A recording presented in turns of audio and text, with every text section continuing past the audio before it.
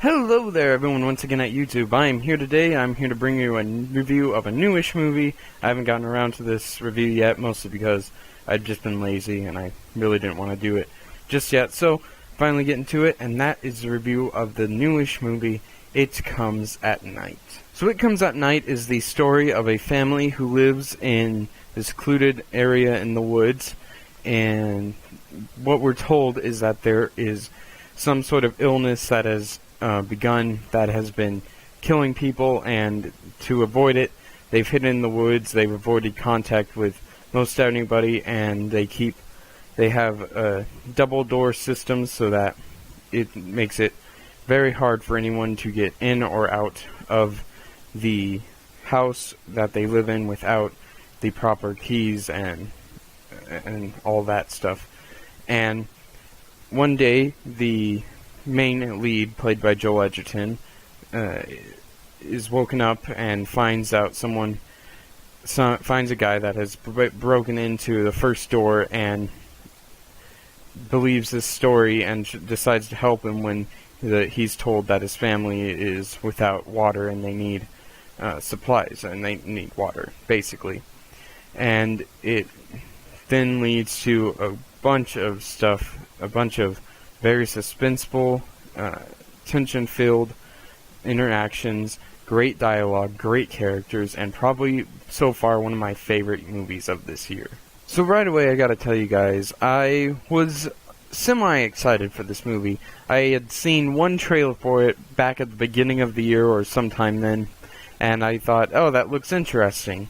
And I watched that trailer. I never watched anything else for it. So when I saw that it was coming out pretty soon, I'm like, oh, I remember seeing a trailer for that. It looked pretty interesting. So that's basically what my incentive was to actually go and watch this movie. And I know that probably wasn't the incentive for a lot of other people, but I could be wrong about that.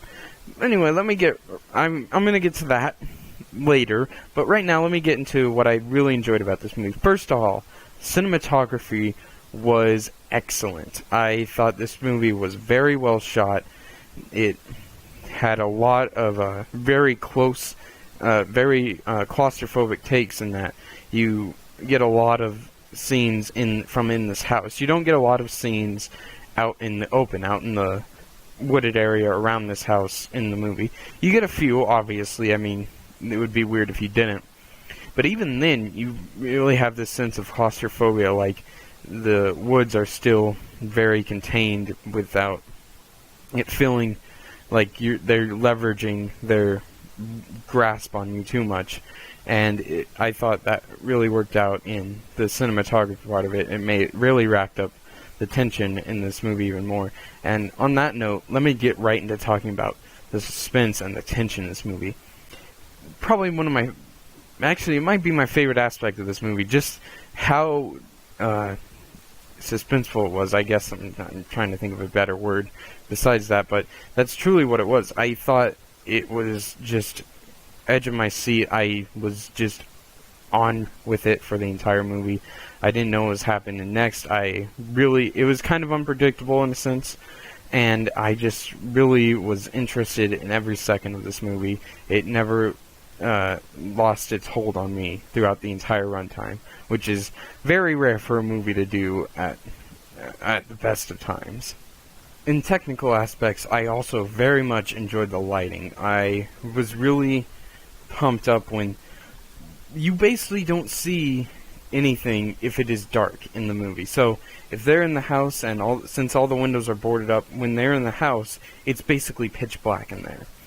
And when they're outside, most of the time, the trees basically block up almost the entire sun, so it's still kind of dark, and it really gives a foreboding tone to the entire movie, in which you don't have much light in the movie, and it racks up the tension even more because of it.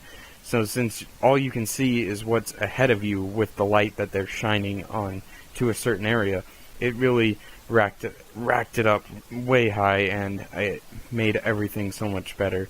And speaking of which, the atmosphere in this movie, it dripped from the screen. Just everything about the atmosphere made me just think to myself, oh man, this is really really dreadful. It's very ominous in a sense, in that you can't really describe the feeling of it.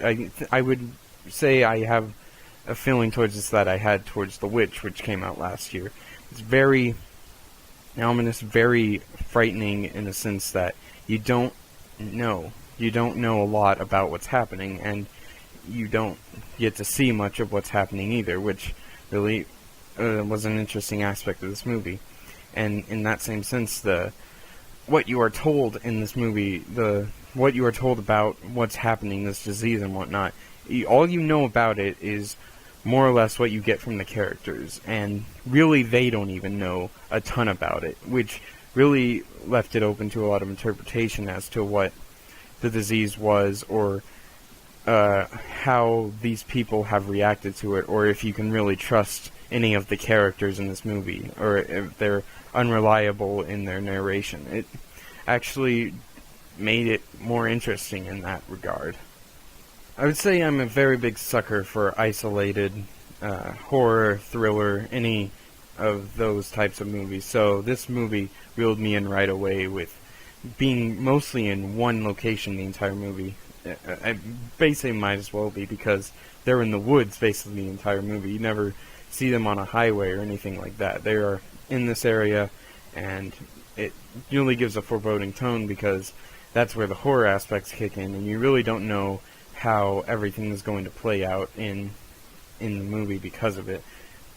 And that's mostly because you don't really know the motivations or whatever is driving these characters to do what they're doing. You can't really say for certain what it is, and it just makes the movie work all the more.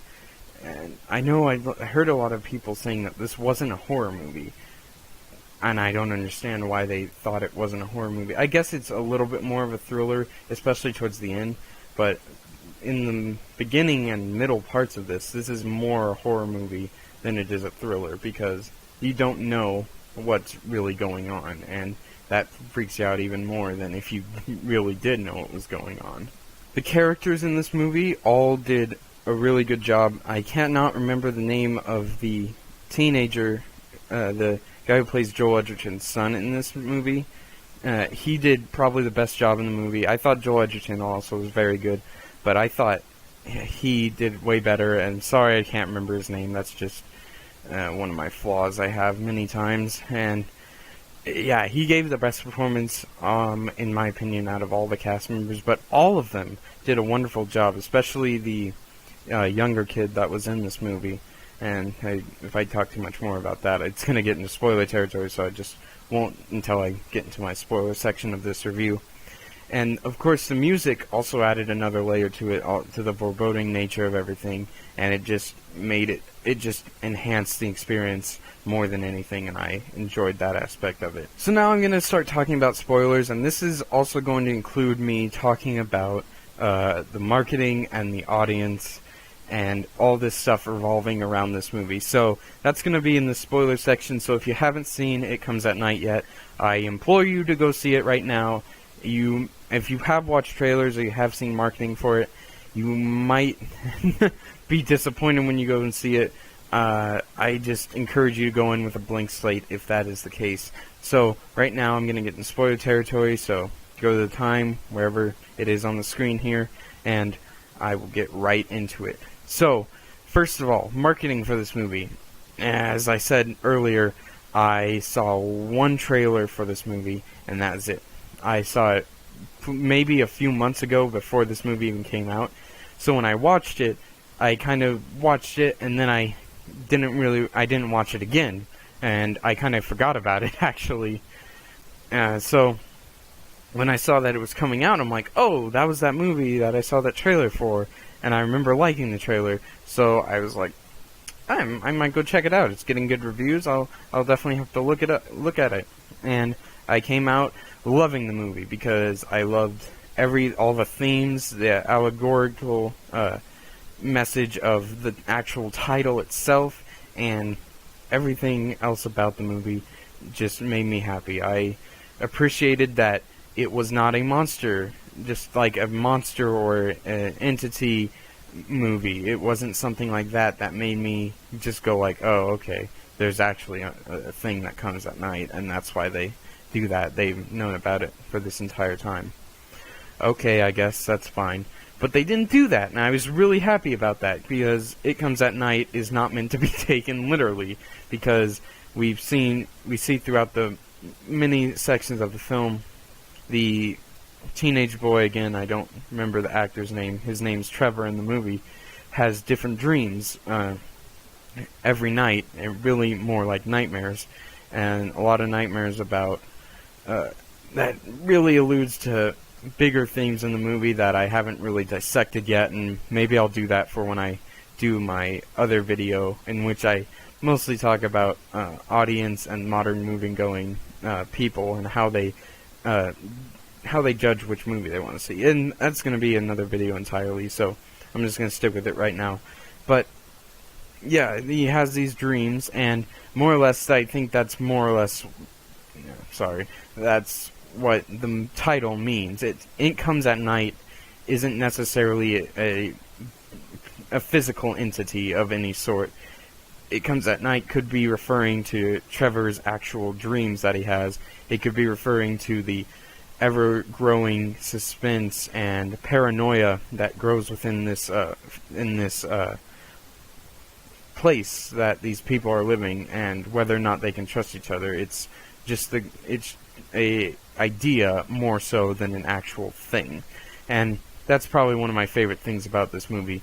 However, I know that's probably not what most people were expecting when they watched this movie, and I can understand if some people come out of this movie just hating it, just loathing it, and thinking it's just a pretentious piece of artsy bullshit. I would not be surprised by that in the slightest. However, I have to say that I came in with a blank slate. I didn't know what kind of horror movie I was going to be getting into, so I left extremely satisfied and wanting to watch it again, because I loved every second of it. Anyway, the ending itself really struck a really emotional chord with me. I mean, it's not really something not like emotions are supposed to trigger it, and it's supposed to make me go like, oh, jeez. I really enjoyed it more so for its ambiguity rather than anything, because a lot of films are afraid to be very ambiguous anymore, because if you don't tie stuff up in a nice, neat bow anymore, people don't really care for your movie. They think, oh, it's just pretentious, or I didn't understand anything. What's the point of the movie then? If I didn't understand every single thing that was thrown my way. So I appreciated the movie for doing that more than anything. And it almost makes me wonder why they didn't just wide release this movie, because I don't know how much it's grossed exactly at this point, but I have a feeling it's not too much. So to say that I really thought that this was a wise choice by A24, I don't know. I really appreciate it because it made it so I could see this movie, but maybe modern movie-going audiences just aren't ready for a movie like this just yet.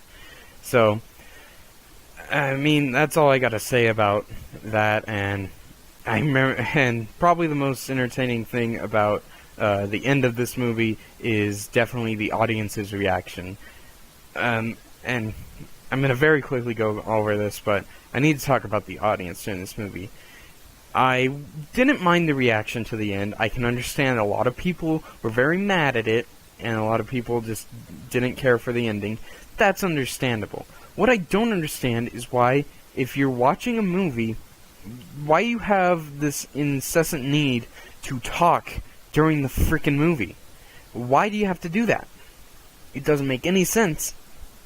And you're ruining other people's experience. Multiple times, this woman just starts talking in the middle of the movie like, man, this is really boring. Could it be any slower? I'm thinking to myself, lady, if you don't like the movie, get out of the theater. I don't care. Just stop talking. I can't stand people that talk during the movie loudly. Like, she didn't even whisper it. She talked openly in the theater, and this lady behind me did it maybe like 6 times during the entire movie.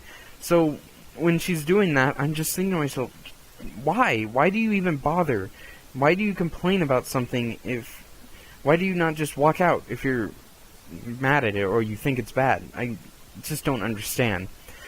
Anyway, that's all I have to say about that, and spoilers are basically over. I enjoyed the ending of this movie.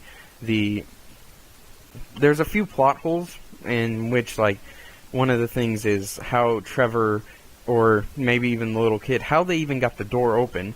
Most assume that since we've seen that Trevor does in fact sleepwalk throughout the movie, most assume that he somehow got the keys or something and was able, because Joel Edgerton, he states to this other family that he has the only pair of keys to this door that leads to the other door that leads to outside. So it makes you wonder how he got it open, and it's a little bit of a plot, not necessarily a plot hole, but a plot continuity issue that many people are wondering how that worked out. And another scene I need to talk about too is the scene in the forest when the dog starts going crazy and starts chasing after something there, and we don't know what it is, and no, you don't see anything. There's nothing there, and it kind of jump scares you a little bit because there's nothing there, which is really interesting how they did that. And that was probably one of the most suspenseful scenes in the movie. It just was on the edge of my seat, just wondering if something was actually going to happen. And when nothing happened, I was like, wow, dang, that was really effective, a really effective scene in the movie.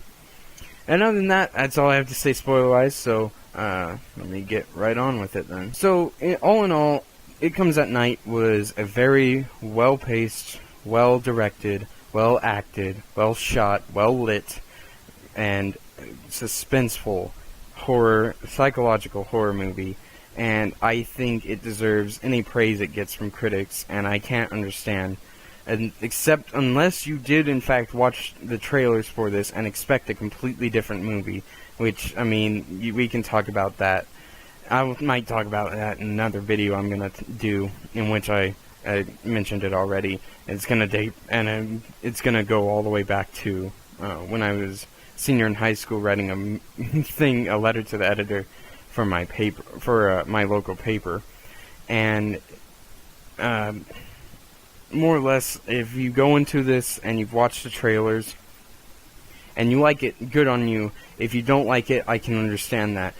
So what I'd recommend, if you're watching this review right now, if you haven't seen the movie, go into this and don't watch any trailers. You can look at the posters maybe, but don't watch trailers for the movie, because I've heard it's been mismarketed very harshly, and it's just not a good expectation to set yourself for with this movie, because apparently the trailers tell a completely different, or advertising a completely different movie. So with that, guys, It Comes at Night was really good. Not a masterpiece by any means, but it was a great, solid horror movie, and I gotta say, it definitely has to be bought on Blu-ray. And that was my review of It Comes at Night. I hope you guys enjoyed it. If you did, do not forget to subscribe if you haven't already and like the video. And leave a comment. I'm always open to criticism of my videos and how I can enhance myself in any way. I really enjoy that. Or if you want to criticize my review, I'm always open to it. I really like to hear objective opinions, and I'm always open to them. So feel free to leave any comments like that, or just tell me you like the video, and that's enough for me. I like that too. And with that, guys, I am definitely going to be getting that video up for It Comes at Night, and not necessarily for the movie itself, but more so a video about movie-going audiences, especially in this modern age. And I think it might be actually a pretty fun video I'm going to do, so I will probably get to work on that right away. So again, guys, if you like this video, I want to thank you again for watching it. I am really open to people finding out my content and enjoying it. So thank you guys again so much for watching, and I will see you in the next video. Bye.